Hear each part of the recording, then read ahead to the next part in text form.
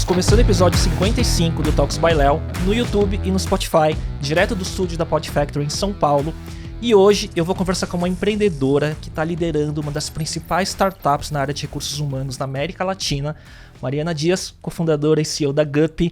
Mari, obrigado por aceitar o convite para bater esse papo. Léo, valeu pelo convite, estou super feliz para a gente conversar aqui hoje. Mari, eu vou começar de trás para frente.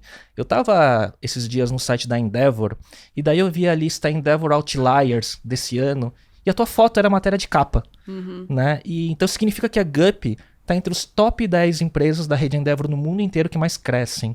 Como que foi essa conquista para você? Olha, eu sou suspeita para falar de Endeavor, porque eu gosto bastante, é uma instituição que ajudou muito a gente na jornada. Só de ser empreendedor em Endeavor já é um reconhecimento muito legal, né, nesse mundo de empreendedorismo. Sim. E quando a gente ficou sabendo que a gente estava entre os 10%, né, como outliers, que mais crescem no mundo, puxa! E a gente vem de um ano que a gente ainda ganhou um outro prêmio da Endeavor, que é a startup com as melhores práticas de diversidade e inclusão de todo o Brasil. Caramba. Então, eu acredito muito nisso, assim, de cultura forte, diversidade e inclusão, cuidar de gente e crescimento, né? A gente pensa, às vezes, nessas equações como trade-offs. E, na verdade, tem muita correlação entre tudo Sim. isso. Então, fiquei muito feliz. E algo que eu fiquei feliz, mas traz um ponto de atenção, é que eu sou a única CEO mulher aqui do Brasil dentro desse grupo, né? Então, acho que traz também reflexões importantes para a gente também ter mais representatividade. Eu acho que tem vários temas que eu queria falar ao longo dessa conversa, né? Que a gente esbarra várias vezes em primeiras vezes que cofundadoras mulheres tiveram determinados milestones na história do negócio, né? E como você mesmo diz, né, isso é legal, é um marco, é uma conquista, mas ao mesmo tempo é um ponto de atenção, né? E a gente, ao longo, acho que a gente pode falar um pouco mais sobre isso, porque você acaba virando uma inspiração e uma bandeira para defender, né, diversidade, inclusão e tudo mais, né? Sim, sem dúvida. E acho que isso tem tomado uma parte, assim, da minha agenda também, né? Antes, Léo, sendo super transparente, eu era muito convidada, sempre fui, né? Na Semana da Mulher, empreendedorismo feminino, e eu negava. Eu nunca gostei de estar neste lugar, a não ser nos últimos anos que eu fui me redescobrindo nesse assunto, entendendo que sim, é importante ter inspiração, ter exemplo, e que minha voz, eu posso ajudar outras mulheres, né? Mas não era um tema que eu me sentia confortável, acho que pela empresa que eu trabalhei também antes de fundar a Gup.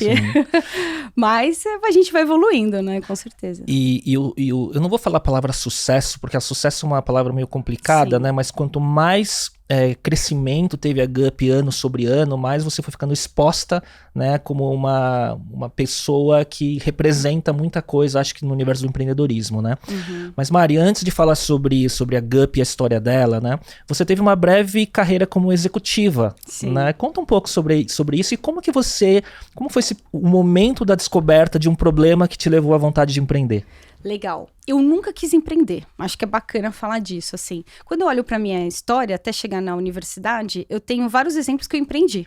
Mas eu não reconhecia isso. Então, eu era a pessoa da escola que vendia esmalte para as meninas. Eu era a pessoa que ia na 25 de março comprar bijuteria para vender no colégio. Não porque eu precisasse, mas é porque eu sempre gostei de fazer coisas assim. Na universidade, por exemplo, fundei uma padaria comunitária que trocava pet por pão. Então, eu sempre gostei disso. E aí, quando entrei, né, no finalzinho ali da faculdade, o que eu vou fazer? Estava muito claro na minha cabeça que eu queria carreira corporativa. Então, me inscrevi em programas de trainee e entrei em alguns e escolhi a Ambev. Por que Ambev? Porque eu sempre admirei a cultura da Ambev, assim. Achava que tinha muita gente boa, queria aprender com aquelas pessoas. E fiquei lá quase 5 anos. E engraçado que, quando eu entrei no programa de trainee, é um programa muito generalista, né? E aí, uma pessoa de lá falou assim, Mari, vai pra gente gestão, que é RH. E eu fiz. E você sério? queria o que originalmente? Marketing, vendas. Não, nem passava pela minha cabeça RH. E essa pessoa falou assim, essa pessoa tá no meu board hoje. Essa pessoa falou assim, Mari, vai que tá lotado de problema e você vai adorar. E aí eu fui, nunca mais quis voltar, porque realmente é uma área muito atrativa, assim, né? É uma área, infelizmente, que não atrai os melhores talentos, agora tá mudando isso. Uma área ainda muito operacional, agora tá mudando, mas que precisa de muitas, né? Tem muitas oportunidades em cima desses problemas. E aí fiquei e fiz a carreira corporativa nessa área. E como que você começou a descobrir um problema e querer empreender criando um produto para resolver esse problema dentro da área de RH? Olha, eu tava tentando resolver o problema realmente, assim. Na minha última posição, eu olhava toda a parte de gestão de todas as fábricas na América Latina. E um dos projetos era tentar entender por que a gente estava contratando tanta gente, mas essas pessoas saindo em pouco tempo na função, né? Então, existia alguma discrepância ali em relação ao perfil de contratação. E aí, tentando cavucar, eu fui atrás de entender tecnologia, puxa, o que a gente estava usando, o que era analisado, e vi que tinha muita subjetividade nesse processo. E, além do mais, a gente gastando uma energia muito grande em parte operacional. Pensa só, Léo, você é uma empresa que contrata 500 pessoas por mês, você não tem tecnologia, como é que você analisa, né? Às vezes, 100, viés 300... de decisão humana. Exatamente, e tá cheio de viés inconsciente aí, né, de bias. Sim. E aí que veio o insight de criar uma ferramenta para a empresa que eu trabalhava. Não era para criar para fora. Mas antes de pensar em criar uma ferramenta, você pesquisou no mercado para ver se tinha algo que resolvesse? Ou você falou, não, eu vou tentar criar uma ferramenta do jeito que eu acredito que tem que ser? Olha, eu pesquisei de uma maneira muito simples, né? Eu pesquisei, eu olhei assim e falei assim, puxa, tinham 3 empresas que poderiam fornecer a ferramenta mais básica ali pra gente. Uma a gente acabado de contratar, estava instalando. E aí foi olhando que era uma empresa muito grande, né? Um custo enorme pra gente comprar essa ferramenta. Mesmo pro Mambev. Mesmo pro Mambev. O Mambev não conseguindo usar essa ferramenta, que aí me veio o insight de... puxa, tem uma oportunidade pra gente fazer algo melhor aqui dentro. E não é contratação de um ERP, um CRM que já tem budget para isso, né? E budget alto, né? A cultura de automação na área de RH, ela tá se formando agora, né? Exato. E assim, ainda naquela época, a gente tá falando de 2014, muita gente se perguntava, eu preciso disso? Por que eu não posso, na fábrica, receber um monte de currículo e analisar um a um? Não era tão óbvio a necessidade de digitalização numa área que ainda estava não assistida, né? Então, o convencimento de tentar desenvolver um negócio do zero ali foi algo muito difícil, né? E aí que veio, em seguida, o insight de, e se eu fizer isso para fora? E é muito doido, né, Léo? Até esse momento do insight, você se reconhecer como uma possível pessoa para fazer isso, não é simples. Você passou por esse dilema? Então, olha, o que eu passei? Eu lembro certinho, quando eu tive o insight de fazer, já linkando com um negócio que seria pra fora, eu tava num voo, indo pra Salvador, cheguei no hotel, mandei uma foto lá pros meus pais, falei, vou sair da Ambev. No mesmo dia. Só que eu não tinha noção do tamanho do problema. Se eu tivesse, eu acho que eu teria sido mais cautelosa. Todo empreendedor, a ignorância ajuda muito. A ignorância me ajudou completamente, assim. Eu não fui empreendedora que sabia fazer business plan, que sabia fazer um canvas, eu não sabia nada disso. Você sabia que tinha um problema que você queria resolver. Eu queria resolver o problema. Eu nunca tinha lido um livro sobre empreendedorismo. Então, a ignorância foi uma bênção pra mim naquele momento, pra não me assustar. E eu só sabia que eu queria resolver. E aí eu conversei com algumas pessoas do mercado de RH. Eu falei, você também tem esse problema? Você também tem? Você também tem? Aí eu falei, caramba, temos um problema grande. E aí veio já, eu preciso fazer com alguém. Aí é esse que foi, assim, o ponto pra me dar coragem. Quando a segunda pessoa aceitou, eu falei, não vou estar sozinha. E aí a gente foi fazer. Que foi a sua cofundadora. Que foi a Bruna, minha cofundadora. Que já trabalhava com você na Ambev. Trabalhava comigo na Ambev e ela era gerente nacional de recrutamento. Então, na minha cabeça, ela conhecia muito sobre aquilo. Só que, na verdade, eu aprendi que eu não conhecia nada. Quando eu contei pra ela, ela falou assim, Mari, mas deixa eu te falar um negócio. Você sabe que eu não manjo, né, na profundidade sobre recrutamento. Eu consigo saber o gerencial, o macro. Eu falei, sim, mas você tem um perfil que a gente vai descobrir. E é muito engraçado, assim, eu acho que como eu mexia com recrutamento e eu gostava de recrutamento, na hora de entender quem que seriam os co-founders, eu consegui, de alguma forma, acertar na complementariedade que eles teriam em relação a mim. Isso ajudou muito. Tem algumas coisas, assim, curiosas aí, né? Primeiro, né, uma dúvida que eu tenho. Foi fácil decidir sair da Ambev e falar, eu vou empreender? Por que eu pergunto isso? Eu não sei se você passa por isso, mas assim, eu tenho contato às vezes com executivos, principalmente senior managers, né? Que falam, puxa, eu quero empreender, tenho uma ideia de montar um negócio, mas dependendo do momento de vida, inclusive da carreira, né? Que o conforto corporativo versus o momento de vida, você tá com família, filhos e tudo mais, a pessoa pode ter a vontade, mas não ter a coragem. Sim. Né? Você acha que o timing do seu momento de vida ajudou? Sem dúvida. Com certeza, se eu tivesse filhos, por exemplo, eu teria maior custo de oportunidade para não tomar essa decisão, né? Então, o momento de vida ajudou. E o que me deu, assim, a coragem foi que o processo foi... Achei a Bruna, fui convencer a Bruna. A Bruna demorou 2 meses para me falar sim. Bruna deu sim, aí eu dei não. Por quê? Porque depois que a Bruna me deu sim. E aí a gente combinou dela pedir desligamento primeiro e depois eu ganhei. Eu fui a primeira pessoa da minha turma de trainee a ganhar o que eles chamam de pré-sociedade, que eles adiantavam a sociedade para algumas pessoas. E eu ganhei, que era o meu sonho. Eu falei, caramba, eu não vou sair. Tipo, vou morar fora, eu vou ganhar um puta negócio legal aqui por ser sócia, e vou ganhar 0 empreendendo que eu não tenho, né? E aí me deu medo, Léo. E o que me deu a coragem em seguida foi que eu abri isso pra Bruna e a Bruna falou assim, Mari, eu já tomei minha decisão, eu vou sair. E eu quero que você saia porque você quer e não porque eu já saí. Então, quer dizer, primeiro você vendeu a ideia pra ela e depois ela teve que vender pra você também. É isso. E aí eu falei, estou com a cofundadora perfeita. Mas assim, se der errado, vai dar certo. A gente vai fazer alguma coisa que vai dar certo. E aquilo me deu uma coragem enorme. Aí a gente saiu. Não só a gente se desligou, como a gente mudou completamente o estilo de vida, foi morar juntas no apartamento, a gente vendeu os carros e a gente foi bootstrapping nos 2 primeiros anos com o dinheiro da nossa poupança. É muito raiz, né? Tipo, o que o pessoal lá fora fala que é o break-even comendo miojo, né? Literalmente, tem uma história boa de miojo, que meu sócio foi parar no hospital por causa disso. É o que a exame não conta, né, Léo? Exato. Por isso que é bom o formato de podcast, que permite a gente sair um pouco, né, do modelo release, né, do que a empresa quer falar e dá pra gente ver as histórias do que tem por trás, Exato. né? O Mari, e o primeiro match, né, pra falar um pouco até do que a Gup resolve hoje no mercado, mas o primeiro match foi dos co-founders, né? Sim. Pelo que você falou, né?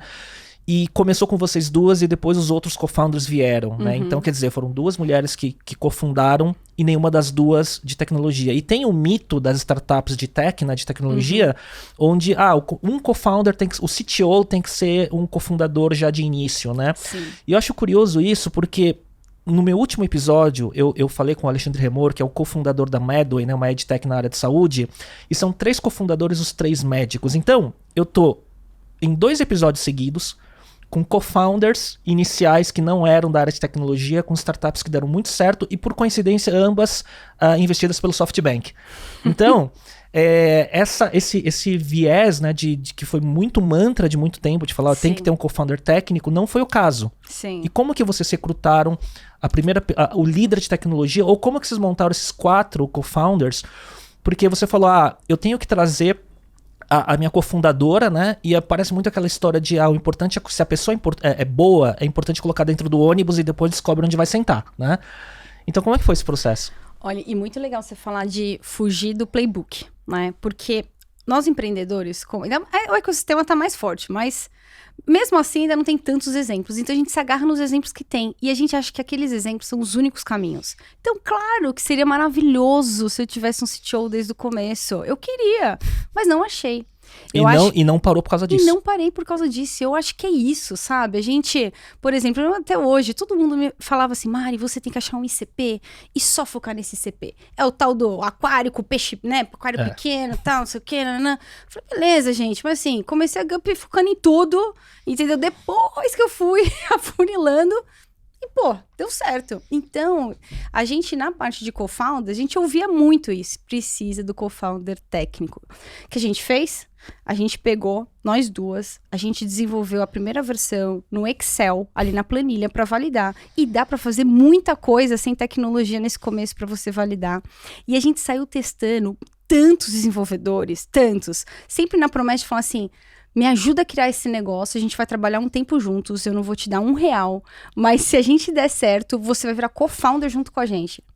Então, a gente sabia que aquele primeiro ano, a gente poderia se denominar as únicas co-founders, mas Não, assim, a gente precisa de um co-founder técnico, né? Não precisa ter ego nessa Sim. hora.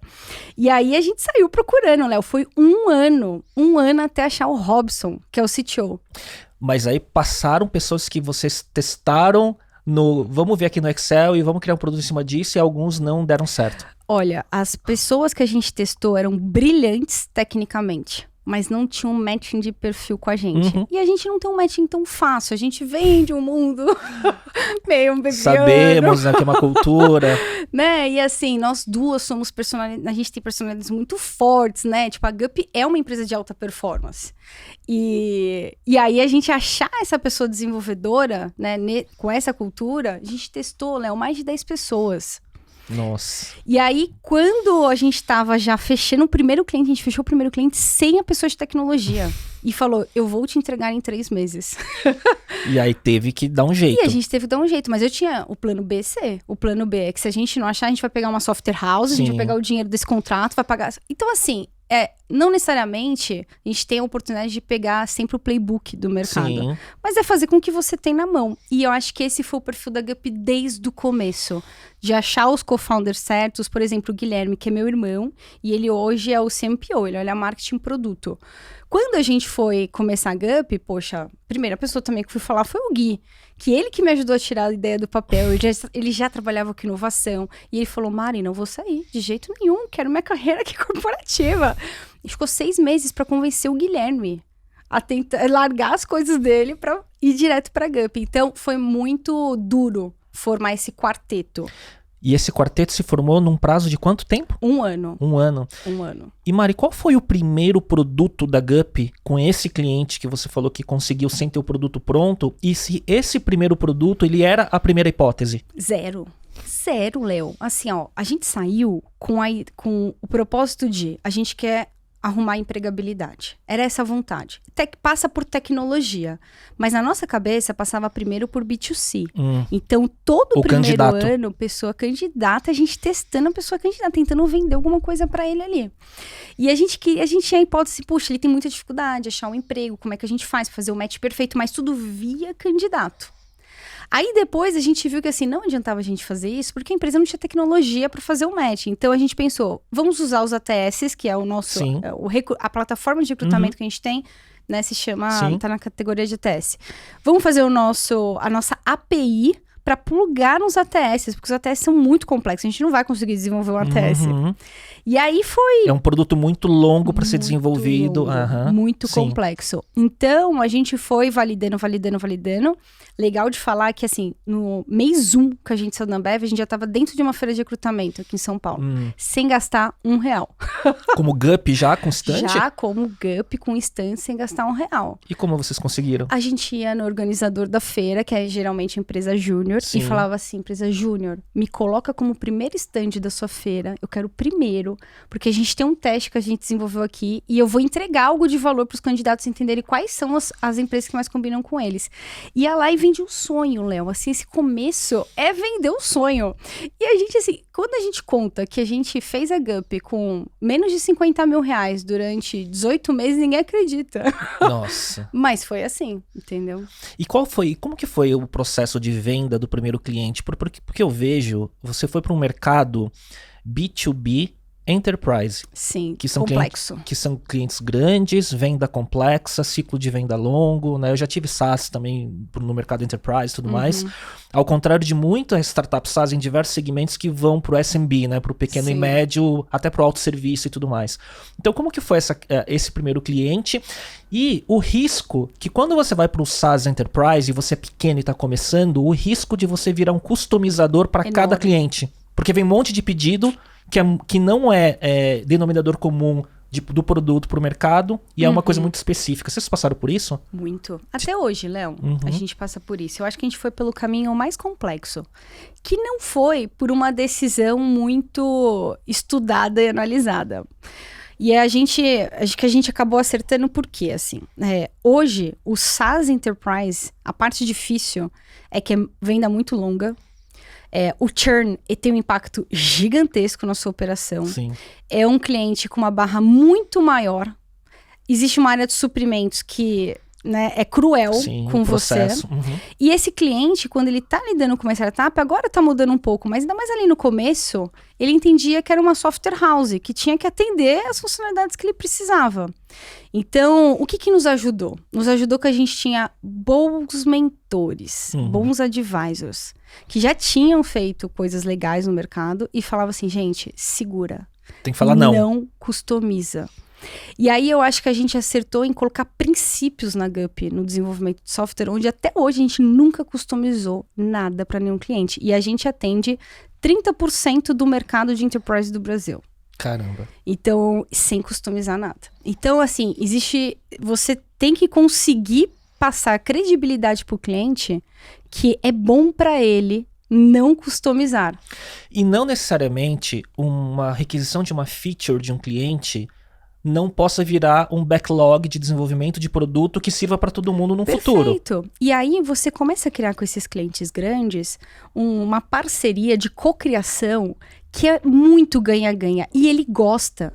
Todos os nossos primeiros clientes até hoje, assim, nossa, a gente teve pouquíssimos churns, porque eles cocriaram a plataforma com a gente. E a gente mostrando, puxa, isso faz sentido pra você e faz pra todo mundo. Então faz sentido a gente antecipar. Mas se fizer só pra você, você entende que não faz sentido? Entende, a gente explicando.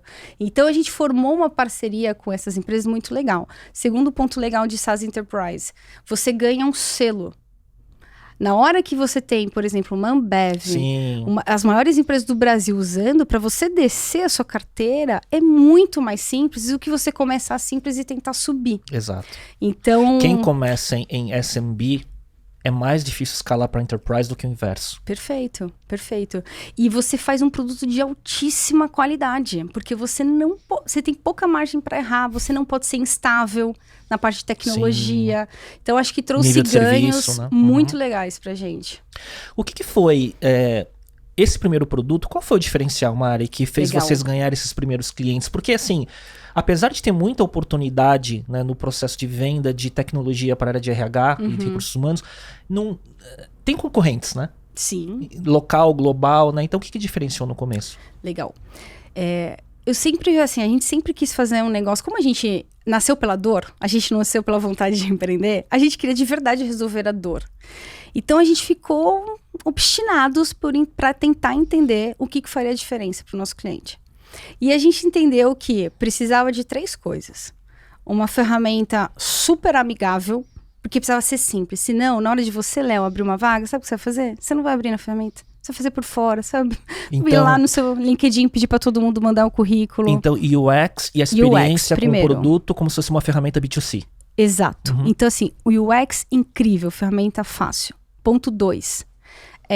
Precisava de uma inteligência artificial importante pelo país que a gente tem de um alto desemprego, um país emergente. Porque quando você abre uma vaga diferente dos Estados Unidos, que os nossos concorrentes todos eram americanos, a gente não tinha concorrente brasileiro na época.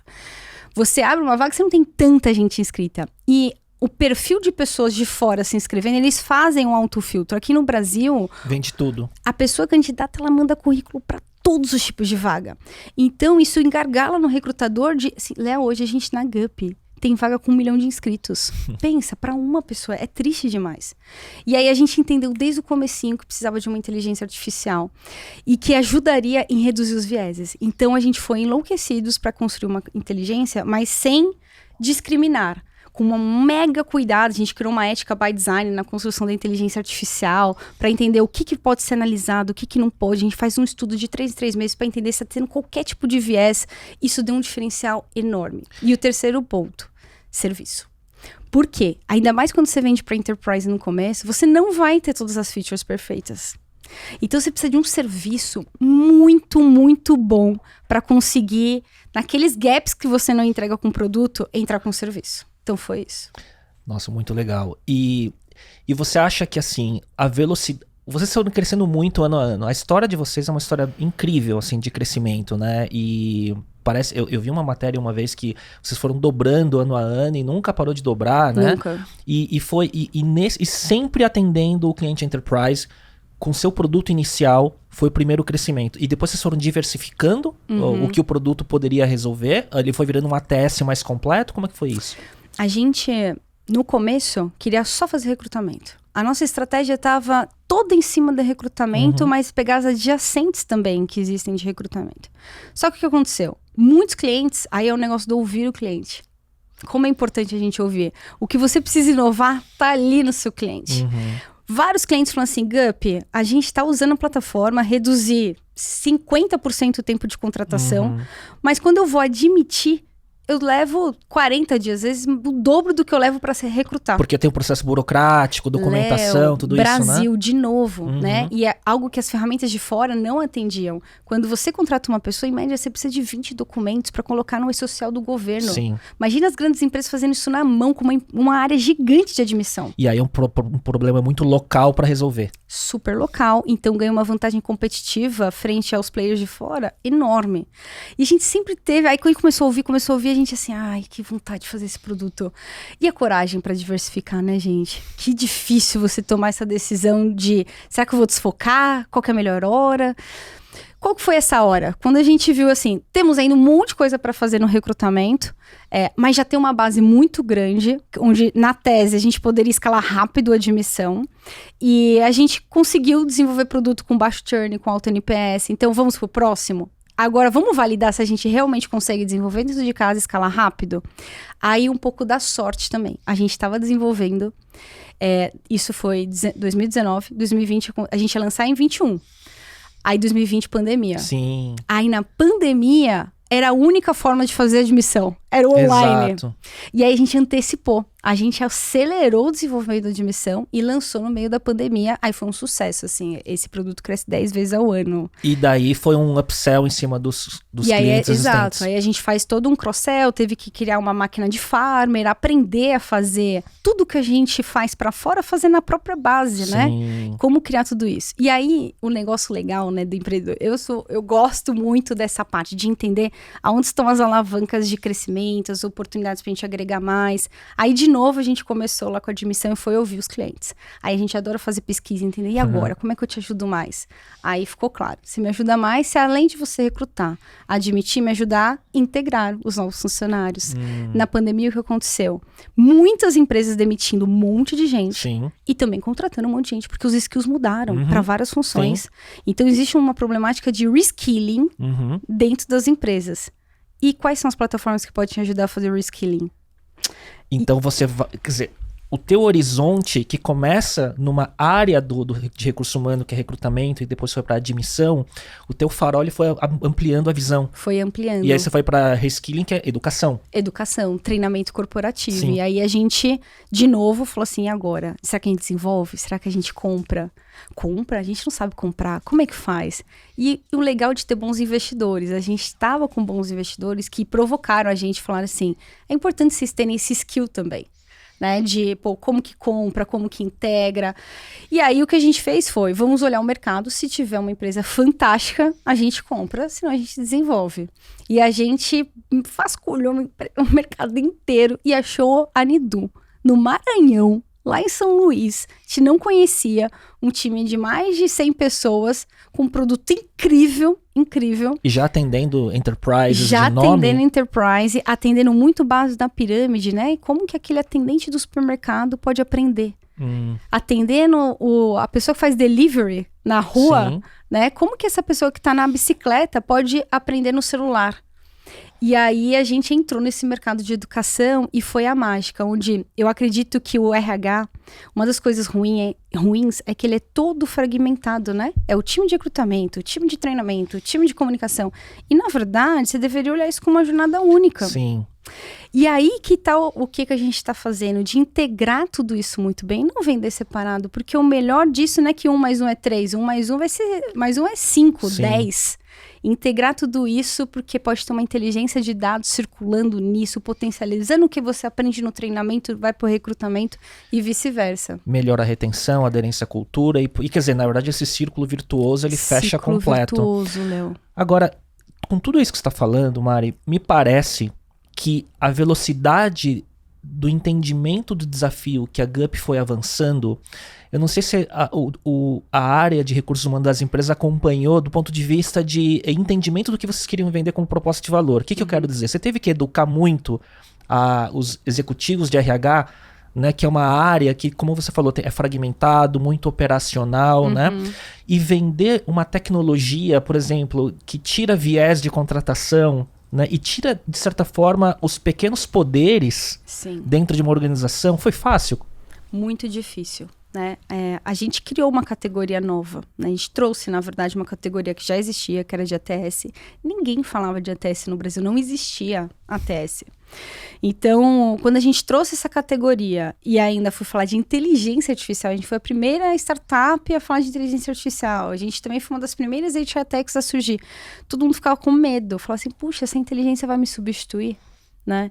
E aí, o que a gente fez? Assim, a importância de entender o mercado que você tá, ser um mercado novo e evangelizar esse mercado, para ele entender que você tá ali para ajudar. E a gente começou a investir muito em conteúdo, muito. Era assim, todos os founders escrevendo conteúdo naquele começo. Puxa, o que era isso? Porque a gente sempre foi muito estudioso sobre o assunto, a gente gosta do tema RH, né, tal. E aí, meio que sem querer, por tanto a gente escrever e por tanto querer evangelizar, a gente construiu uma máquina inbound poderosíssima. A gente abriu o outbound na Gup recente. E no Enterprise, que nenhum playbook fala disso. Sim. Né? O Enterprise requer o outbound. Sim, né? sim. Toda a estrutura de vendas, né? Enfim, de inside sales e por aí vai, né? E a gente foi todo no inbound.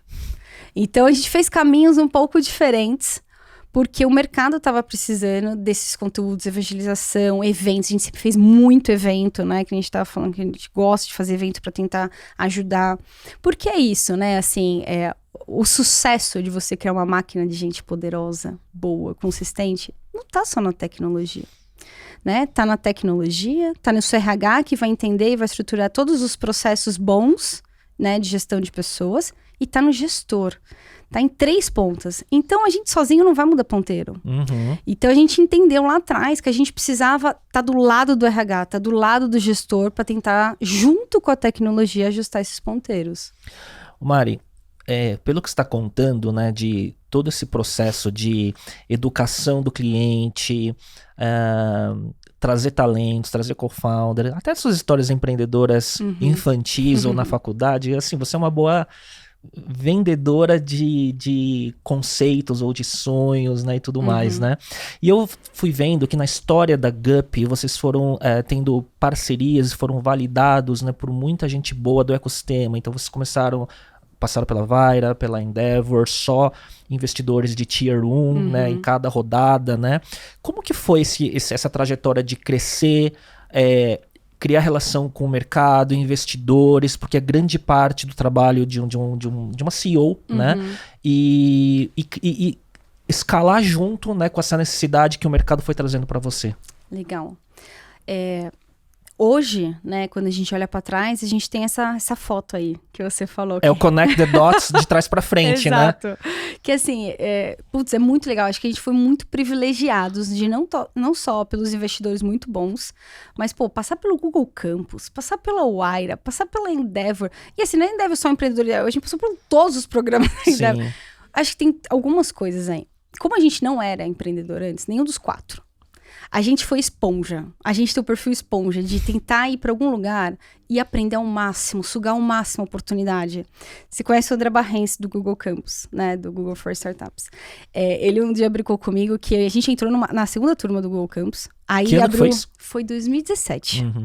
E aí eles abriram a terceira turma. E eu falei, André, me dá de novo a oportunidade? Ele falou, de novo? O segundo ano. Eu falei, por favor, quero passar mais uma vez. Aí a gente passou.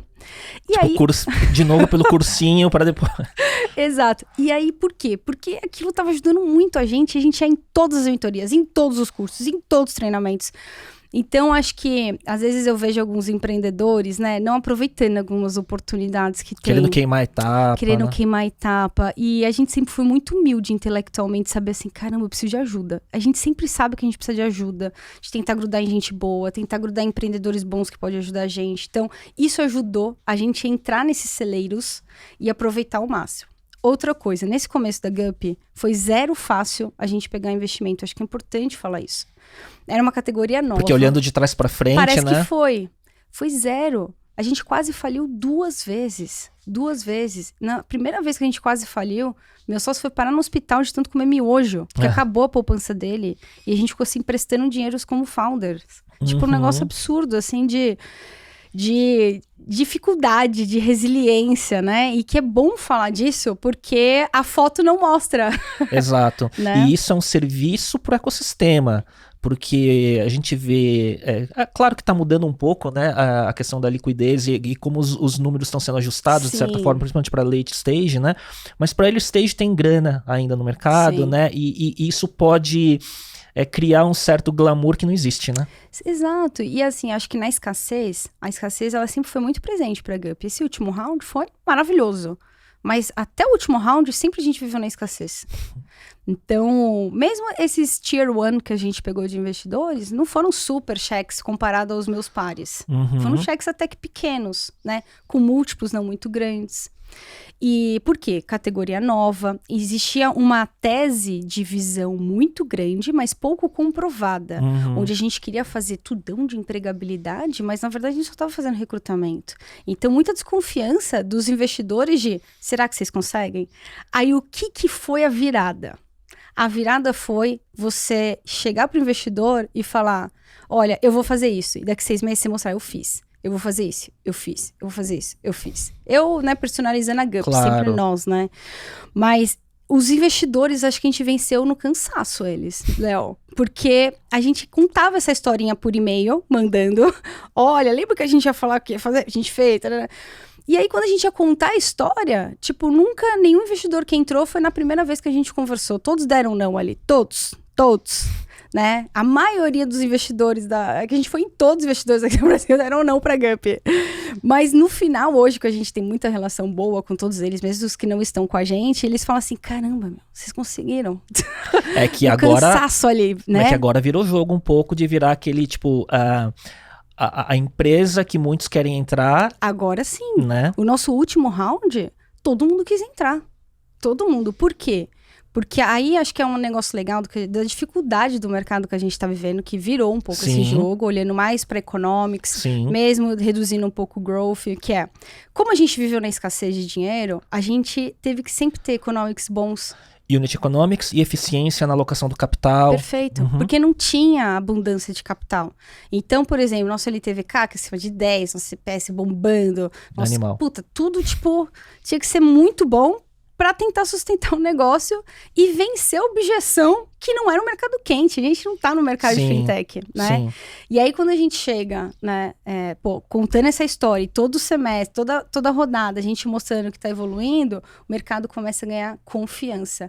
E eu acho que esse é um dos maiores ativos nossos como empreendedores, como que você ganha credibilidade do que você tá construindo, a confiança das pessoas, para mesmo momentos de crise. A gente captou a penúltima rodada em plena pandemia. Sim. Né? Foi no início, ali em abril de 2020, estava todo mundo demitindo. E você acelerando seu produto de admissão. E a gente acelerando a admissão. E todos os clientes de recrutamento levantando a mão e falando, gente, eu acho que eu vou churnar, vou sair. E a gente fechando uma captação. O que fez o nosso investidor não dar para trás? Ele conhecia a gente desde 2015. Então, ele conhecia a gente. Relacionamento, confiança. Sabia que assim, vamos passar um momento difícil, mas eu conheço essa turma, eles vão entregar. Apostam nas pessoas, né? Pessoas, Léo. No final. Por isso que eu sou apaixonada pelo que a gente faz. É gente. E você falou do impacto da pandemia. Sim. Né? Como é que foi, Mari, assim, para todo mundo foi difícil, né? E daí você estava numa empresa crescendo, lançando um produto que seria de admissão, tendo que colocar todo mundo em casa para trabalhar, então tem que trabalhar com a cultura de todo mundo trabalhando remoto, né? E num momento que o teu mercado parou, pelo menos num primeiro momento, parou, a parte de recrutamento que deveria ser a maior parte do teu faturamento, né? Como é que foi lidar com isso naquele primeiro momento? Foi muito difícil, né? A gente não tinha uma cultura remota nem para o time de desenvolvimento, era 100% presencial. Então, colocar todo mundo em casa e estávamos no mercado que era o mercado que estava mais reduzindo de recrutamento, né? A gente precisou manter, primeiro, saúde mental do nosso time. Então, a gente colocou prioridades nesse plano de ação. Saúde mental do time. Então, a gente foi desde comprar mesa e cadeira pra galera ficar em casa, até dar terapia de graça pra todo mundo fazer. E a gente, assim, gente, tem que entrar na terapia, porque estamos passando por um momento difícil. Até a gente blindar o time e ir pro segundo bloco, que era clientes. Como é que a gente blinda? Agora, sabe a máscara de oxigênio? Sim, tá bem. sobreviveu. Então, vamos cuidar agora da pessoa do lado, que são nossos clientes. E aí, a gente chegou pros clientes e falou assim, olha, eu entendo que você não tá recrutando, mas eu entendo que você tá no momento mais difícil da sua vida, onde tem milhares de leis, MPs, que estão sendo desdobrados pelo governo, você não tem ideia como que você vai fazer, que tava todo mundo com muita dificuldade. Quem que eu deixo, que não deixo, lei trabalhista vai deixar, não vai deixar, não. E aí, a gente criou um negócio que é a GUP Comunidade. A gente criou um hub com todos os clientes da GUP e que seria conteúdo não necessariamente de recrutamento, de tudo que ele estava precisando naquele momento, para ele entender que a gente é além do fornecedor de tecnologia de recrutamento, a gente é o parceiro dele, braço direito, de gestão de pessoas como um todo. E ali a gente começou, e aí os clientes viram um valor além da tecnologia. E retenção, então. Retenção, tanto que o nosso churn não passou de 1 em nenhum momento. Caramba. Entendeu? E aí o terceiro bloco foi quando a gente entendeu que, bom, estamos bem com os GUP, estamos bem com os clientes, agora vamos ajudar os hospitais. E a gente abriu uma vertente para oferecer a GUP de graça para diversos hospitais contratarem a linha de frente. Nossa, que legal. E Mari, você entrou com quantos colaboradores na pandemia e saiu com quantos colaboradores? Quer dizer, não saímos oficialmente, saiu, né? Mas nesse momento, assim. Sim, a gente entrou com 120. E agora a gente está com 608, mais 650. Então, mais de 5 vezes, né? E daí você teve uma rodada na entrada da pandemia, né? E agora, nesse ano, você teve agora, no começo do ano, naquele momento, a maior rodada de uma HR Tech na América Latina e a maior por founders, mulheres da América Latina, considerando todas as startups, né? Sim.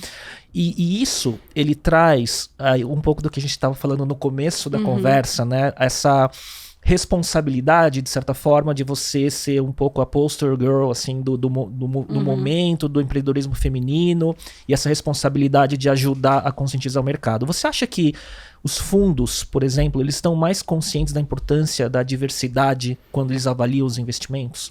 Porque a tua inteligência artificial ajuda a área de RH das empresas, né? Mas você acha que existe ainda muito enviesamento? Muito. Porque assim, Léo, no momento que eu vou ser entrevistada por você, sem você saber, você já tem viés inconscientes. Sim. Existem várias pesquisas que nos primeiros 2 minutos de entrevista, a chance de você formar uma ideia e você mudar é muito pequena. Os 2 primeiros minutos. Fala um pouco daquele efeito halo também, né? De você olhar, você já faz um estereótipo e você é guiado por aquilo. Né? Viés de aproximação, tem vários vieses aí. Então, eu vejo a intencionalidade que está mudando nos fundos, isso é muito positivo. Não só nos fundos, no mercado, ESG, Bolsa Nasdaq, colocando isso também, diversos, né, fundos específicos para diversidade. Puxa, isso é muito legal. Mas isso é estrutural. Nós temos um preconceito e racismo estrutural na sociedade. Então, por exemplo, eu gosto de falar sobre isso, que é para mexer, porque eu também não tenho todas as respostas, mas é minimamente como eu sei que tem várias pessoas de fundos ouvindo a gente, pra gente refletir. Eu conversei com várias pessoas no nosso Series B aí que a gente fez, eu não conversei com nenhuma mulher, eu conversei com muito fundo, do Brasil e de fora, eu não conversei com nenhuma mulher. Partner mulher. E, puxa, Mari, mas o que tem? O que tem isso? É que são os vieses inconscientes. Não só aqui, né, no país. Não só aqui, no mundo inteiro. Então, assim, se a gente colocar sempre homens brancos, héteros, para entrevistar, numa empresa mesmo, você tende a contratar inconsciente. Você não é por maldade, é inconsciente. Pessoas das mesmas características que a sua. Então, é legal a gente fazer essas reflexões, porque existe também diversas pesquisas que mostram que tem menos de 10% das pessoas de todos os fundos do mundo são mulheres, né? Então, a gente precisa trazer diversidade para os próprios fundos conseguirem também se questionar, porque as perguntas são diferentes. Tem pesquisa que mostra que as perguntas para as mulheres em busca de rodadas são diferentes de homens. Porque tem aquele negócio de que o fundo para mulher, às vezes ele pergunta sobre a vida pessoal.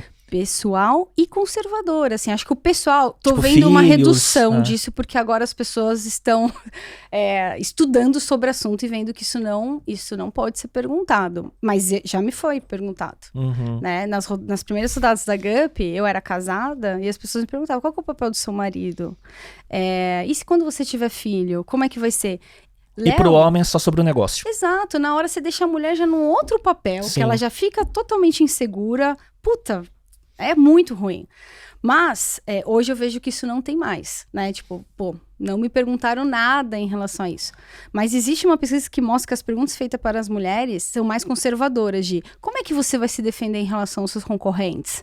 Puxa, se tiver uma crise, como é que você vai se estruturar? Como se fosse uma fragilidade. Fragilidade. Então, eu estou entendendo que você é mais frágil, eu preciso entender como que você se protege e não como você expande, como você cresce.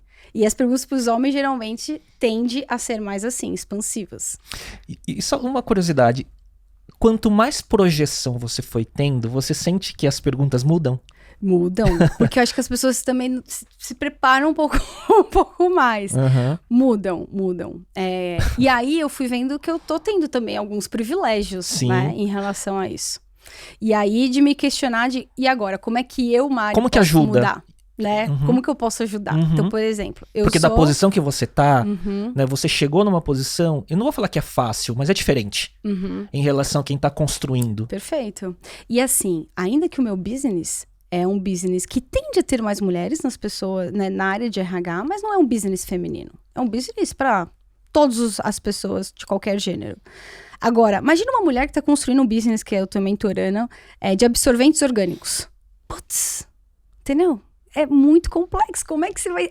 É um outro mundo. Então, é importante ter essa representatividade. E aí, eu comecei, junto com a minha co-founder, a gente investir em algumas startups. E a nossa tese é, pré-requisito, tem que ter fundadora mulher. Tem que ter fundadora mulher. Por quê? Porque é a forma que a gente consegue entender que pode ajudar. E aí, esse ano, como a gente teve uma projeção maior, muitas mulheres fundadoras começaram a procurar a gente. Muita. E principalmente no momento de captação, que é o que tem mais dificuldade, né? E aí, nas mentorias, eu vi vários padrões, Léo. Vários padrões, assim, tipo, específico de CEO mulher procurando investimento. E aí, até que nesse sábado, a gente fez um café da manhã, né, para essas mulheres CEOs, fundadoras, em Seed, que acho que é a primeira, e a primeira é tão sensível, né? Pode ajudar tanto o negócio lá na frente. E a taxa de mortalidade muito alta. Gigante. E aí, a gente fez e foi muito legal, assim, a gente poder conversar sobre essas inseguranças, sobre esse emocional, sobre, puxa, se você não vê representatividade, como que você lida? Se você vê esse tipo de pergunta mais preconceituosa, o que você faz? Como que você... Que são coisas que a gente não vê nas mentorias, né, que existem no mercado. Então, eu tenho gostado. Pena que a agenda não dá, né? Porque o tempo é curto, mas coletivamente dá pra ajudar. Muito legal. Isso é parte do seu give back já, né? Give back. Ô Mari, e na GUP, eu vejo que o papel da cultura, ele é fundamental, né, no desenvolvimento do negócio, na atração de talento, na retenção, enfim. E você veio, como a gente já disse várias vezes, de uma cultura muito forte como a Ambev, né? Como que hoje, né, como são as cerimônias, as cadências que você tem de manutenção de cultura como CEO? Legal. Primeiro, uma reflexão. O que é cultura? Com certeza não é o que está naquele manualzinho. Perfeito. E é o exemplo que se dá no dia a dia. Exemplo que se dá no dia a dia. E eu acredito que a cultura é um mix entre o que somos e o que queremos ser. Porque não necessariamente quando você tem um valor, você é perfeito nesse valor. Mas você quer levar para ser, né? E às vezes, desculpa falar, mas assim, às vezes quando eu falo assim, qual a cultura do meu negócio, eu tento escrever tudo, mas aí vem um pouco de síndrome do impostor. Eu falo, mas eu não consigo viver 100% isso. Exato, mas você quer viver? Com certeza, sim. Se você quer viver, aí vamos criar os rituais, vamos amarrar o processo de gente nisso. Então, eu sempre olhei cultura como o mix do que somos, o que queremos ser, e ela é evolutiva. Então, a gente está na nossa 5ª revisão da cultura. E a GUP tem uma cultura muito forte, muito forte. E aí, por que isso? Porque as pessoas que vão entrando, a gente vai entendendo que algumas outras coisas estão fazendo mais sentido do que outras que a gente colocou, e faz sentido a gente ir evoluindo. Cultura, para mim, também tem que estar amarrada em 2 coisas: processos de gestão e rituais, né? E processo de gestão tem que estar amarrada no todo o seu processo de recrutamento. Como que você blinda quando você tá com uma vaga aberta, super, nossa, preciso muito contratar rápido, necessidade alta, e você encontra alguém com uma hard skill perfeita, todas as habilidades técnicas. Mas aí você acaba, né, não avaliando tão bem a cultura. Como é que você faz no seu processo de gente para garantir que você vai avaliar bem a cultura? Então, existem várias técnicas para isso que dá para fazer. Processo de reconhecimento. Puxa, se você reconhecer as pessoas que estão entregando só performance, mas não são boas na sua cultura, não adianta nenhum quadro bonito no seu site ou na sua parede, que não vai funcionar. E não adianta o C-Level só seu exemplo, não vai funcionar. Quando uma pessoa que entrega muito, você não desliga, também acabou a cultura. Então, por isso que é tão difícil ter cultura, seja no remoto, tudo isso que eu te falei, você não precisa do presencial. Porque todo mundo pergunta assim, nossa, como é que vocês estão escalando cultura? Gente, cultura não é um presencial. A gente, por muitos anos, eu vi um monte de gente confundindo cultura com a piscina da bolinha, o escorregador, e não é isso. As amenidades, né? As amenidades, cultura... Refeitório do Google. Não é isso, cultura. A cultura são os comportamentos esperados, seja do que você tem ou do que você quer ser, e como que você reforça isso. E aí, rituais da GUP. A gente tem milhares de rituais. Então, a gente tem um ritual que a gente adora, que é o dia T.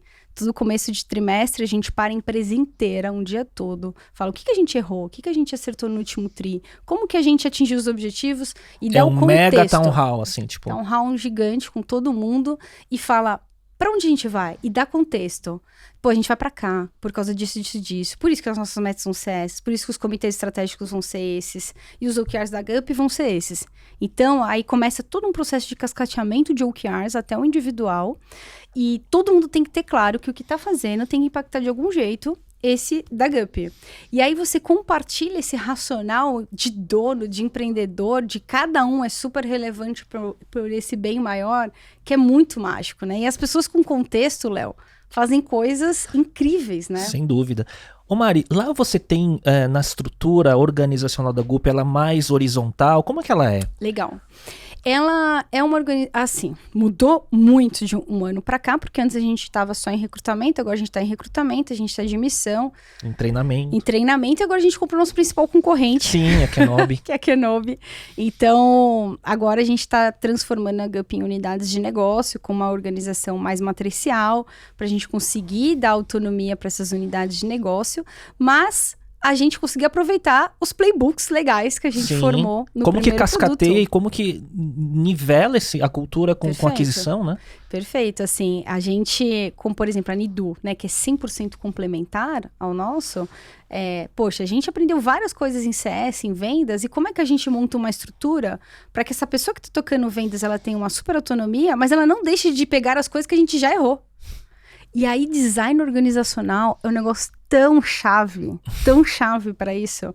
Então, a gente está quebrando a cabeça neste momento, terminando de fechar todo o novo design organizacional da GUP, onde ficou os últimos meses com um comitê estratégico só para isso, porque senão é onde você perde conhecimento, as pessoas podem ter retrabalhos, né? E é algo que às vezes a gente não olha nesse crescimento. E né? Isso tá na tua agenda muito presente atualmente? Isso tá agora, muito, assim. Quando eu olho a minha agenda, uma das coisas que eu tenho investido energia é nessa parte.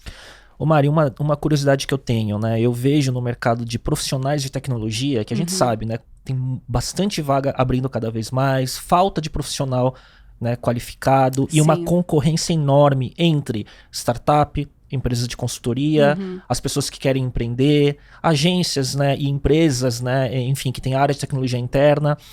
Hoje, para a GUP, por conta da cultura, por conta da projeção do negócio e tudo mais, é mais fácil reter esses talentos? Ou vocês também sofrem com isso? A gente sofre, como todo mundo. Mas hoje os nossos indicadores, eles são melhores do que o mercado, assim, de engajamento, de NPS, de turnover. Por quê? Porque a gente gosta disso. Quer dizer que a gente tem um processo de avaliação de desempenho perfeito? Lógico que não, a gente sempre está evoluindo, né? Mas a gente gosta, a gente desde o comecinho da GUP, mesmo quando a gente não tinha uma pessoa para tocar a gente em gestão, que eu sempre acreditei que assim, tem algumas coisas de gestão que elas não são delegáveis no começo de uma empresa. Por exemplo, contratar. Formar cultura. Pra mim, ali naquele começo tem que ser o founder. Até que tamanho que você entrevistou todo mundo? Até 100 pessoas eu entrevistei 100%. Depois que passou do 100, aí eu falei, ixi, virou um gargalo gigante. Sou eu o gargalo. Sou eu o gargalo. A gente montou um comitê de cultura para ajudar com isso. Mas a gente sempre passou assim, líder, O RH, a nossa área de ingestão, não tá aqui para ser só babá. Não, ela tá aqui para estruturar de forma estratégica os processos, como que tem que ser, a te ajudar com playbooks, reduzir essas ineficiências. Mas quem vai garantir que vai contratar a melhor pessoa é você, líder. Isso não é delegável, isso não é função do RH. A função do RH é te dar uma boa ferramenta, tentar te dar eficiência, mas a seleção final é sua. Assim como o desenvolvimento. A gente vai te dar Nidu, que é a empresa que a gente comprou para te ajudar a treinar e tudo mais, vai te dar os conteúdos, mas isso não substitui o seu coaching, a sua mentoria, no seu liderado. A parte que líder é isso, né? Líder é para quê? Cuidar de gente para bater meta do jeito certo. Sim. Entendeu? Sim. Ô Mari, quanto mais vocês foram crescendo e ampliando o escopo de atuação, né? Então, recrutamento, admissão, treinamento e tudo mais, eu vejo assim que aonde o seu farol foi enxergando foi cada vez mais longe, né? Hoje, como que você definiria o papel da GUP no o que a gente chama de futuro do trabalho? Sim. Onde as competências estão mudando muito, né? A cultura, o tema de... Eu vejo que você fala muito sobre o tema da diversidade. A gente falou um pouco de igualdade de gênero, mas a diversidade é muito mais ampla do que isso, né? Então, como que você vê o propósito da GUP nesse contexto todo do futuro do trabalho? Porque eu vejo que tem uma coisa muito maior que está se tornando, né, realidade dentro da empresa, né? Sim. Hoje, Léo, a gente tem mais de 20% da população economicamente ativa dentro da GUP. 20%? Caramba! É muita gente. Então, assim, isso cria uma responsabilidade muito grande da gente se desafiar constantemente. E o mercado acaba enxergando a gente como uma fonte de... Puxa, GUP, o que vocês estão estudando aí de novo? O que você está vendo aí? Você tem muito dado. Muito dado. Então, a gente sabe... Assim, a gente criou um produto de diversidade e inclusão porque a gente estava olhando já que a grande parte das contratações não estavam vindo dos grupos subrepresentados da nossa sociedade. E nem representando esse percentual menor da sociedade. E aí foi olhando esses dados que a gente criou esse produto. Então, assim, hoje a gente consegue quase ter um dado macroeconômico de desemprego para saber se as empresas estão reduzindo ou não estão. Onde se vai abrir uma nova fábrica, daqui a pouco a gente consegue te dizer onde é o melhor lugar para você abrir uma fábrica, para você captar gente. Então, tá criando uma riqueza de dados muito legal, né? Mas aí, voltando, assim, um pouco do futuro do trabalho, o que a gente enxerga, assim? Qual que é o sonho, né? O sonho é a gente transformar em empregabilidade. Tipo, é isso que move, assim. A gente recebeu, nos últimos anos, bastante proposta de, como todas as startups, né? Para vender. Isso não passou em nenhum segundo, assim. Tipo, vamos vender. Porque tem muito a fazer ainda. Tem muito a fazer, Léo. Tipo, se fosse só um cash out... Eu ia estar bem pra caramba, entendeu? Mas assim, eu tenho muita vontade de arrumar esse negócio. Tipo, muita vontade de... Me incomoda, por exemplo, hoje, tem muitas pessoas candidatas que entendem que a GUP que dá o feedback, que a GUP que toca o processo seletivo. Só que a gente é só a ferramenta, é a empresa que toca. Você não é empresa de recrutamento. Eu não sou uma empresa de consultoria, eu sou só o software, né? Mas eu sempre jogo pra gente, se as pessoas estão achando isso, é porque a gente não tá comunicando direito. Então, o que dá pra gente fazer? E se a gente parar pra pensar, a vida dessa pessoa candidata é terrível. Porque sempre vai passar e sempre vão se inscrever muito mais de 100. Né? A nossa média é 500 por vaga. Nossa. É muito cruel, é mais difícil que passar na medicina da USP. Sim. Então, o que a gente faz para essa pessoa? Já que ela não passa, que a gente tem 14% de desempregados, ela sai melhor do que ela entrou no processo seletivo. Então, a gente está se desafiando nesse nível. E a gente passa por educação, a gente passa por várias coisas. Então, esse é o sonho. Capacitar o candidato a ter mais chance na próxima vez. A gente, desde isso, até como que a gente retroalimenta a empresa com dados para entender, às vezes, puxa, eu vou abrir uma vaga no meu time de marketing, e a gente pode ver que tá faltando tal perfil em relação à diversidade. E a gente pode indicar isso. Então, tem tanta coisa legal. E como a tua ferramenta, ela não olha pra gênero e tudo mais, olha pra match de cultura. Perfil. Entendi. Entendeu? Então, por isso que eu tenho vontade de a gente expandir cada vez mais esse sonho de empregabilidade. E a GUP como hub de informação. Então, por exemplo, o evento que a gente está fazendo é o maior evento da América Latina. E o que é? Tem poucos stands, né, assim, né, para as empresas que a gente convida de startups, né? Deve ter alguma Mariana querendo montar um stand lá para mostrar uma tecnologia nova. Que é legal, a gente põe, né, o pessoal lá. Mas a riqueza são as trilhas de conhecimento. São 40 horas de treinamento durante 2 dias, só com treinamento. Porque é ali que a gente acredita que, aliado à tecnologia, vai mudar os ponteiros, sabe?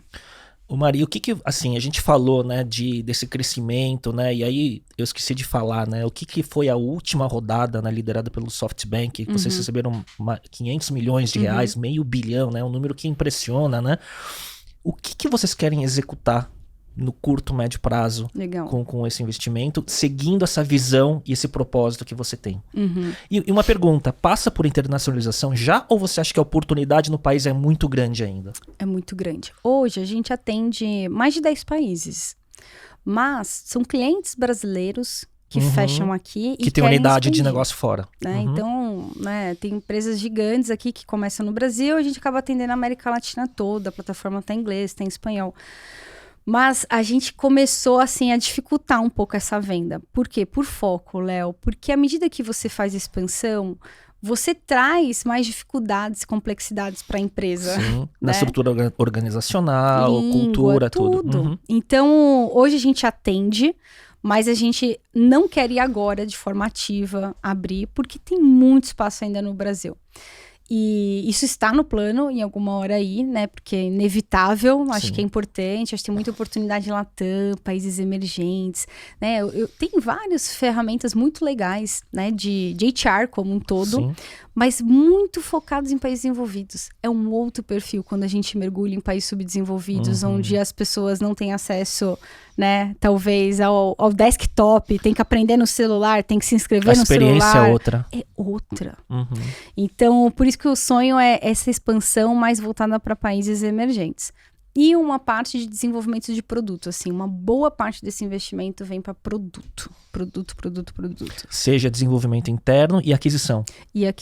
Então, a gente continua olhando como uma via importante, mas neste momento agora a gente tem 2 aquisições sendo integradas, né? Então, tem bastante trabalho aí também. Legal. Mari, como que você vê o futuro do segmento das HR Techs? E também uma outra pergunta, onde que o universo das consultorias e das empresas de recrutamento entram nessa equação? Legal. Porque são empresas também que estão se automatizando, mas também algumas são muito dependentes do lado consultivo, humano. Como que você vê tudo isso? Primeiro, as consultorias não vão deixar de existir. E elas têm um papel super importante. Eu acho que elas são... A gente usa consultoria na GUP para vagas de C-Level, né? Sim. Então, aonde existe que é muito ligado ao relacionamento, Exato. Né? Então, assim, aonde tem pouca oferta de candidatos, as consultorias são perfeitas. E elas ajudam muito. E a gente recomenda diversas na GUP. Todo mundo acha que é concorrente, não gente. Né? Consultorias, por exemplo, de branding para processo de trainee, estágio também, é tudo parceiro. Hoje a gente conseguiu criar um marketplace dentro da nossa ferramenta, que a gente tem vários parceiros, que a gente acredita nesse trabalho conjunto, né? E qual que é o futuro das HR Techs? Assim, minha visão, tá? Não sou nenhuma guru, mas... Antes de eu falar do futuro das HR Techs, mas existe um pedaço, assim como todos os mercados, um segmento da área das consultorias onde é mais operacional e em escala, que vão ser disruptadas e desintermediadas por conta de empresas como a GUP, né? Sim.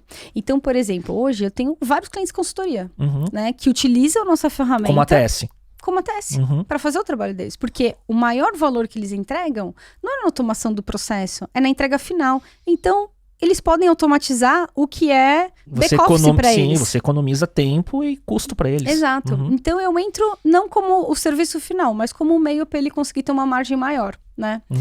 E quando a gente começou, Léo, em 2015, esse termo HR Tech, ele era muito... Você sabe que, para montar a pauta, eu até procurei 2015 HR Tech para ver se o termo HR Tech veio? Não vinha, só vinha matéria fora do país, em inglês. Né? Então era software ou startup na área de recrutamento ou de RH. O termo HR Tech ainda não estava no Brasil, não era consolidado. Que legal que você pesquisou isso. Então, não existia. Quando a gente ia falar com os fundos, a gente nem conseguia falar que a gente era uma HR Tech, porque nem a gente sabia que a gente era uma HR Tech. Então, eu lembro que assim, eu conhecia uma startup só, além da gente, que era HR Tech, que era Kenobi. Desde o começo, a Kenobi foi concorrente, assim, Brahma e Antártica do RH, sabe? Sim. E foi muito legal. Aí até um parênteses, né? Quando você tem um mercado muito novo, como é importante ter concorrente? Pra puxar. Pra puxar e pra falar a mesma coisa.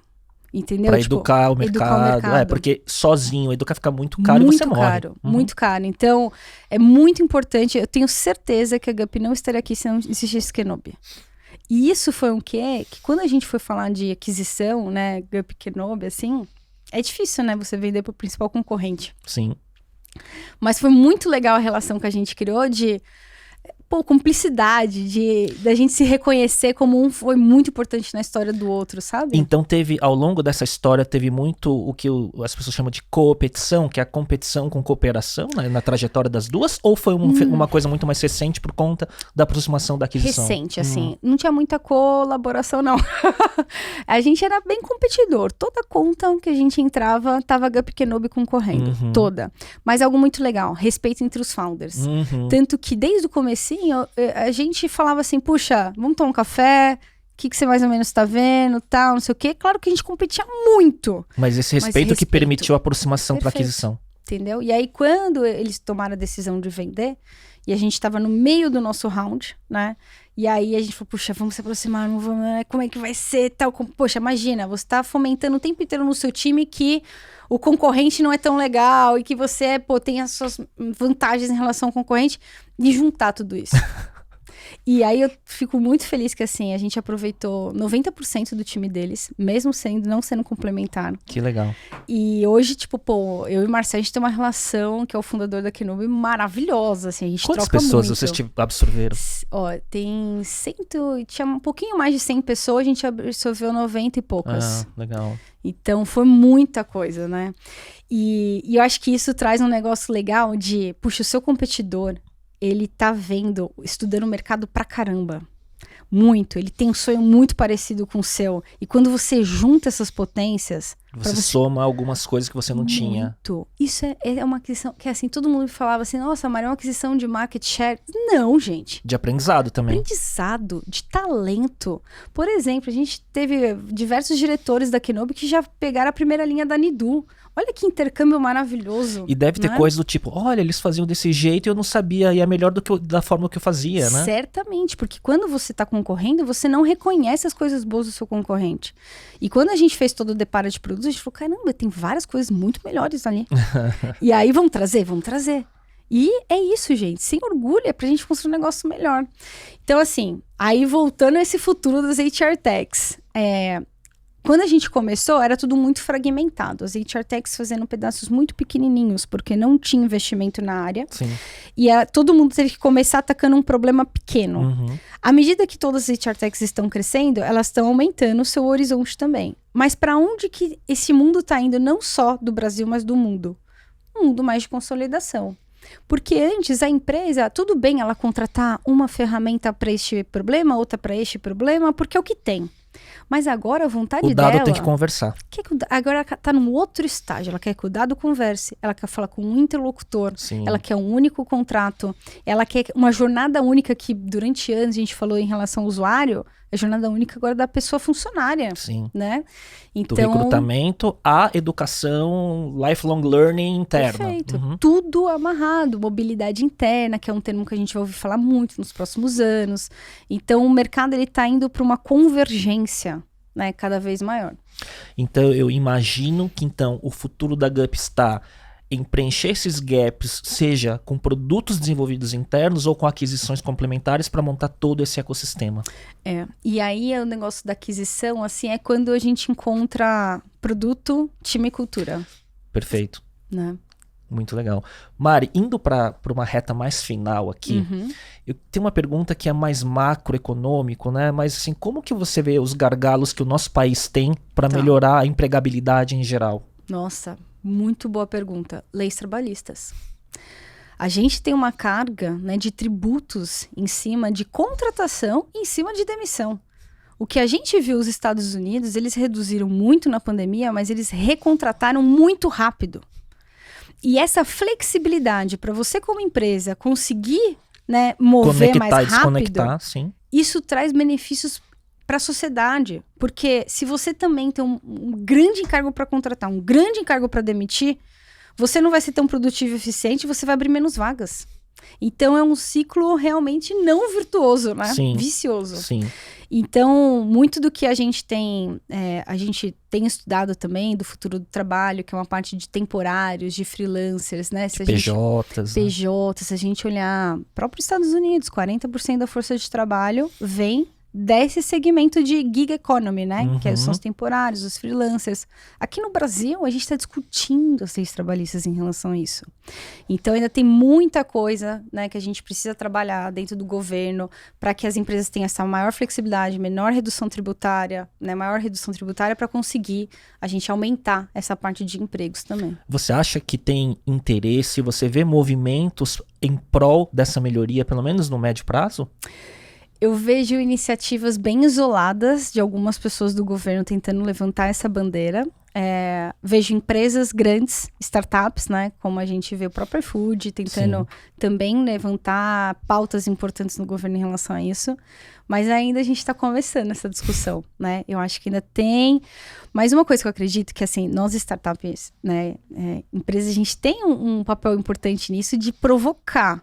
Igual o Uber. Quando o Uber veio pro Brasil, as leis não estavam prontas para o Uber. Sim. Né? Sim. E aí, depois, a gente teve que correr para adequar. Então, eu acho que nesse futuro do trabalho, muita coisa vai acontecer, onde cada vez mais a gente vai ver a pessoa trabalhadora sendo uma pessoa que vai oferecer trabalho para várias empresas diferentes. A pandemia acelerou muito isso. E a gente vai ter que ver uma adequação, né, no médio e longo prazo em relação a isso, natural. A inovação sempre vem antes da adequação. Não dá para legal. esperar. Sim. Não dá para esperar. Mari, uma curiosidade. O que você teve que escalar como empreendedora para conseguir acompanhar esse crescimento da Gup? Quais foram os seus gargalos? Porque eu vejo assim, né, como empreendedor também, já tendo alguns negócios, o limite do negócio às vezes é o limite do empreendedor, se ele não se complementa ou se ele não adquire alguns skills a cada etapa do negócio. O que você acha que você teve que escalar? Olha, eu tenho um negócio assim pra mim que é, eu não me limito a sonhar. Eu tento não me limitar, não me desafiar, sabe? Então, eu sonho muito, assim, eu quero fazer ainda coisas muito maiores. E eu tenho total consciência que eu tenho limitações. E eu sei onde estão as minhas limitações. Como que eu sei? Terapia ajuda pra caramba. A gente ter bons mentores que conseguem apontar as nossas dificuldades. Você chegar pro seu investidor que tá mais próximo e falar, me dá 3 pontinhos de melhoria aí. Pô, quantos empreendedores fazem isso, né? E, pô, você ouvir, você entender. Os meus próprios cofundadores, a gente conseguiu montar uma governança onde, de verdade, por mais que a gente tenha começado, eles respondem para mim. Então, eu faço avaliação, né, o review deles, bonitinho, né, e no final, me dá os feedbacks também para mim. Então, tudo isso vai formando as suas lacunas para você conseguir trabalhar. E eu acho que ler, né, você tá bem conectado com pessoas melhores do que você. Então, a gente falou dos hubs. Os hubs ajudaram muito nessa jornada. Pô, tá perto do pessoal quando eu tava no estágio Seed, lá do Google Campus, que tava no mesmo estágio, a gente trocando figurinha. Às vezes, só para saber que o que a gente tá apanhando, eles também estão apanhando e já dava aquele conforto, foi fundamental. Então, hoje eu tento estar mais em lugares, não só do meu estágio, mas no estágio à frente. Sim, para se preparar. Para me preparar. Então parece que assim, a cultura que você falou desde o começo, de ser uma esponja. Esponja. Né, para aprender mais rápido do que a limitação chegue, né? De certa forma, né? Exato, Léo. Porque chega muito rápido, né? A gente falou assim, a Gup, ela sempre dobrou. Então, assim, a gente no mínimo cresce 100%. Então, eu tenho que crescer 150 para puxar o 100. Muito bom. Porra, sério, eu tenho que dobrar meu conhecimento, minha habilidade todo ano, mais do que dobrar. Isso dói pra caramba. Ô Mari, última pergunta antes do bate-bola. Acho que você já falou, de certa forma, por conta da Gup ou pessoal, mas como que você resumiria o sonho grande da Mariana pra frente? Eu quero muito conseguir construir, junto com todo esse time da Gup, a maior empresa de empregabilidade do mundo. Então... Bold, hein, a frase? É isso que eu quero. Muito bom. Muito legal, Mari. Vamos lá, vamos ver se sai, hein, o bate-bola. Então tem algumas perguntas e respostas. Um hábito ou rotina que te ajuda no dia a dia? Nossa, vamos lá, agenda, gente. Eu sou louca da agenda. Nossa, tanto que até hoje eu não tenho secretária, não tenho assistente por causa disso. É mesmo? É. Eu sou bem resistente, mas tá me engargalando muito, que eu tenho demorado muito pra construir minha agenda. Então talvez chegou a hora já Você usa método de produtividade, GTD, essas coisas? Não? Não, mas eu sou chata com a agenda. Então, a minha agenda, assim, ninguém mexe. Se alguém for colocar um invite, eu preciso entender por quê. Por que tem que ter essa reunião? Você sofre aqueles negócios que chegam em invite, você não sabe de onde, por que você tá envolvido, e você dá um não? Não, assim, agora a gente tá indo pra um outro estágio, a gente tá testando lá na GUP, que é... Reunião só pode existir por 3 motivos, né, Léo? Ou pra você co-criar, ou pra você discutir e decidir, ou para você apresentar alguma coisa que é um conhecimento, um treinamento. Se não tiver um desses 3 motivos, não tem que existir, você resolve assíncrono. Sim. Né? E sim. agora a gente tá pondo até um negócio que a gente tá testando lá de pôr tempo. Então, se for pra uma reunião pra gente decidir, tem que estar no primeiro slide, uma reunião de decidir. E aí, o que eu tenho que decidir? Quais são as perguntas pra gente decidir? Você tem 20 minutos... Pra ter um pré-work, né? Pra você se preparar. 20 minutos pra apresentar, 40 minutos pra discutir e decidir. Porque quantas vezes, gente, a gente tá entrando em reuniões nessa pandemia, que você fica 1 hora e você saiu e você não entendeu o porquê da reunião. Sem decidir nada e consumindo da bateria cognitiva que é limitada no dia a dia. Então, assim, sou chata com a agenda, esse negócio eu não abro mão. Final de semana, no finalzinho do domingo, eu adoro abrir minha agenda da semana, dar uma reorganizada nas coisas. É um housekeeping pra preparar o que vem, né? E Evernote, para os to-dos. Nossa. Assim, esses 2 eu não vivo sem. Você usa Evernote? Eu uso. Eu uso desde 2007. Ah, é? É que você fez uma cara, eu achei que... Né? Pô, mas Evernote, você também gosta. Porque foi esse tema, eu sempre faço pergunta de produtividade, que ferramenta os founders usam e tudo mais, então muita gente hoje em dia tá usando Notion, né, e outras de anotação e tudo mais, mas eu tenho uma nota no Evernote, que são bullets organizados, que eu reorganizo todo dia por prioridade do dia. Então minha lista de tudo, além de ser um repositório, como minha memória externa, tem documento em PDF, porque o OCR dele é muito bom e tudo mais, mas eu uso ele como um organizador de prioridades há muitos anos. Então ele é o meu workflow, então é minha agenda e o Evernote. As 2 coisas que eu olho. É isso, eu também, Léo. Nossa, curioso. Curioso. Um livro que você recomenda? Um livro? Nossa, acho que em podcast eu já falei de alguns livros, então eu vou falar um novo que eu li recentemente, mexeu muito comigo. O próximo reunião de diretoria da GUP vai ser baseada nesse livro, que é 5 Desafios das Equipes. Caramba, Léo, mexeu muito comigo esse livro. Esse livro não é recente. Não é recente, ele é super antigo. E eu peguei alguma mentoria da Endeavor. Não é daquele mesmo autor que fala das conversas difíceis também? Não, é outro. Não, Hard Things About Hard Things. Não esse. Mas enfim. Tá. 5 Desafios das Equipes. Fala muito de como que você cria equipes fortes, que não tem medo de vulnerabilidade, que fala as coisas com transparência, que se ajuda, que fala as verdades, que a gente fica com muito tato, ainda mais no Brasil, para falar as verdades, ainda mais em reuniões online, que aí fica menos produtivo. Mas como criar esse ambiente? Que é o nosso papel como líder, né? Como criar esse ambiente para que todo mundo que tá ali, ó... Confiança e transparência. Aí, putz, tem um método super legal, então mega indico, muito top. Vai virar um post esse negócio. Um podcast, filme ou série que você gostaria de recomendar? Eu tenho um filme, ele é antigo, Léo, mas ele mexeu muito comigo. E eu fico pensando nele em todos os pontinhos, assim, da jornada da GUP, que é o efeito borboleta.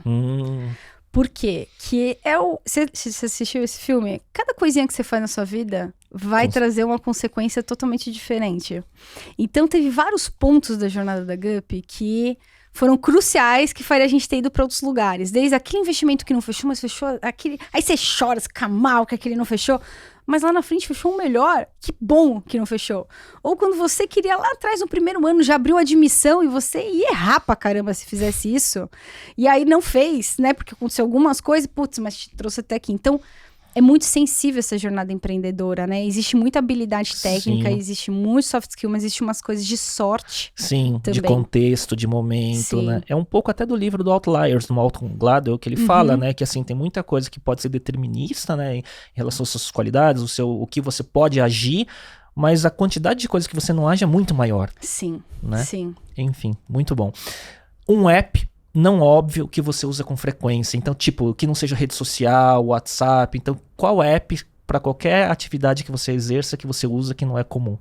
Nossa, os meus apps são muito óbvios, né? Headspace para fazer meditação. Pode ser, pode ser. Pode ser. Agora, de produtividade, já testei todos, Léo. Todos. E eu sempre volto para Evernote. Já testei To-Do List, já testei tudo. OmniFocus, né? Sim. Porque dá muito trabalho cadastrar tarefa, catalogar, colocar tag e tudo mais. E no Evernote você escreve e ordena. Pronto. Exato. Né? E acabou. É isso. Uma frase que te representa ou que você se identifica muito ou que no momento você tá com ela na cabeça. Dá medo, mas vai dar certo. Essa é a minha frase da vida, assim. Tipo, tudo tem... as pessoas às vezes olham a foto, né? E falam assim, nossa, tal, né? Que coragem. Pô, gente, mas sou humana, né, Léo? Quantas vezes você teve medo? Pô, todo dia. Todo dia. O que a gente tá vivendo em 2022 é um cenário difícil, né? Sim. Bem provavelmente a gente vai estar numa recessão complexa. Sim. Né? Existem várias especulações que... Global, local, eleições, tem muito muita fator. coisa. Então, assim, pô, a gente tá com caixa legal, a gente tá com um time legal, a gente tá numa posição legal. Mas mesmo assim dá medo. Porque isso traz mais responsabilidade pra tomar as melhores decisões. E tem muito mais gente comprometida, né? Aquela questão de quantas famílias, né, você impacta no dia a dia com cada decisão que você toma, né? Exato. Então, o medo, assim, é um negócio que eu aprendi a reconhecer, que ele existe, e eu preciso lidar com ele. E o vai dar certo é minha positividade. Então, acho que eu venho do meu pai e da minha mãe, assim, o meu pai é muito conservador. Quando eu falei pra ele que ia ser Ambev, ele falou, não faz isso, pelo amor de Deus, minha filha, até chorou. Falou, não faz, minha mãe, vai, Mari, vai que vai. Então, eu trago essas duas coisas, assim, vai com medo, reconheça pra você se preparar melhor, mas vai dar certo, sabe? Muito bom. Mari, eu queria agradecer. Esse papo foi muito legal. Um pouco diferente de outras entrevistas que eu já vi você dar. Assim, a gente foi para vários lugares do negócio, do desenvolvimento pessoal, das dicas. E queria que você deixasse a sua mensagem final aí para o pessoal que está assistindo, que a gente está falando com tanto do ecossistema de inovação, investidores, empreendedores, mas também o pessoal do mercado como um todo, né? Legal. Eu acho que eu vou deixar essa minha frase mesmo, e a gente não achar que a grama do vizinho é mais verde, que as histórias são feitas só com o que a gente vê na revista e no jornal. Tanto que quando eu fui dar mentoria para as mulheres fundadoras esse sábado, eu mostrei um vídeo meu antes da captação, que eu tava chorando. Dessa última? Dessa última, né? Tipo, o meu primeiro dia, que assim, é começar toda a conversa com diversos investidores daqui, de fora e tal, me bateu uma síndrome do impostor, assim, eu falei, puta, eu não vou conseguir. É um tema tão importante falar isso, né? Não é, e a gente não fala, sabe, Léo? E aí eu saí assim, tipo, de uma reunião e eu comecei a chorar. E aí uma pessoa, né, lá da Gup viu, e uma pessoa founder viu, mandou para os outros founders, olha a rede de apoio, a importância. Mandou para os outros founders e eles me gravaram um vídeo falando assim, Mari, vai dar certo. E se não der, a gente vai sair melhor do que a gente entrou. A gente confia em você, você é a melhor pessoa para fazer isso. E tamo com você, fechando ou não fechando. E é isso. Então, assim, aquilo me deu uma força gigante. E aí eu mostrei para as meninas, eu chorando no vídeo. E depois eu tenho um vídeo quando veio a gente recebeu muitos term sheets nessa última, né? Mas eu não fazia ideia que ia ser assim, né? E aí no primeiro term sheet eu comemorando pra caramba e tal. E eu mostrei os 2 vídeos. E aí eu falei assim pra elas, todo mundo só conhece esse daqui. Esse daqui, quando você passa por isso, você fica Ninguém assim... tá vendo. Eu sou ruim, só eu tô passando por isso. Todo mundo consegue fechar a captação muito mais fácil que eu. E na verdade não é essa, porque ninguém fala. E ninguém posta no Instagram chorando. Né? Sim. Então acho que esse é o meu recado, assim. É uma jornada complexa, seja empreendedorismo ou você crescer numa carreira corporativa. Todo mundo tem os seus medos, suas inseguranças, né? Mas vai com medo, né? Que vai dar certo. Que vai dar certo. É isso. Mari, obrigado. Que papo fantástico. Obrigado por você ter essa generosidade de dedicar um pouco do seu tempo para trocar. E eu tenho certeza que esse conteúdo vai impactar bastante gente. Queria agradecer a todo mundo que está assistindo. Tenho certeza que todo mundo adorou. Vai rever. E a gente volta no próximo episódio. Até a próxima.